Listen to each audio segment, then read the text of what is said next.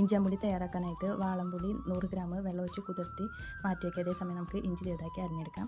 അതിനുശേഷം നമുക്ക് ഒരു പാത്രം സ്റ്റവിൽ വെച്ച് ചൂടായിട്ട് ഇതിലേക്ക് 3 ടേബിൾ സ്പൂൺ വെളിച്ചെണ്ണ ഒഴിച്ച് കൊടുക്കാം. അതിലേക്ക് 1 സ്പൂൺ കടുക് ഇട്ട് പൊട്ടിച്ചതിന് ശേഷം ചെറുതാക്കി അരിഞ്ഞിട്ടുള്ള ഇഞ്ചി 150 ഗ്രാം ചേർക്കാം. അത് നന്നായി വഴറ്റിയതിന് ശേഷം ഒരു 10 പച്ചമുളകും കുറച്ച് കറിവേപ്പിലയും ചേർത്ത് നമുക്ക് നന്നായി ഒന്ന് വഴറ്റിയെടുക്കാം. ഇതിലേക്ക് മുളക് പൊടിയും അതുപോലെ മഞ്ഞൾപ്പൊടിയും ചേർത്ത് കൊടുക്കാം. മുളക് പൊടി ചേർക്കുമ്പോൾ പ്രത്യേകം ശ്രദ്ധിക്കുക, തീ കുറച്ച് വയ്ക്കുക.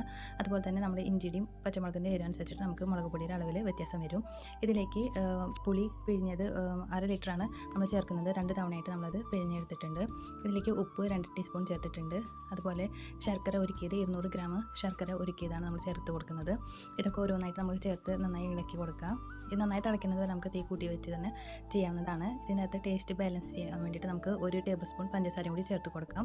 നന്നായി തിളച്ചതിന് ശേഷം നമുക്ക് തീ ഇടയ്ക്ക് കുറച്ച് വെച്ച് അങ്ങനെ നമ്മൾ അഡ്ജസ്റ്റ് ചെയ്തിട്ട് തീ കൂട്ടിയും കുറച്ച് നമുക്ക് ഇത് നന്നായി കുറുകി വരുന്നത് വരെ വെയിറ്റ് ചെയ്യാം. ഒരു 20 മിനിറ്റിൻ്റെ ഉള്ളിൽ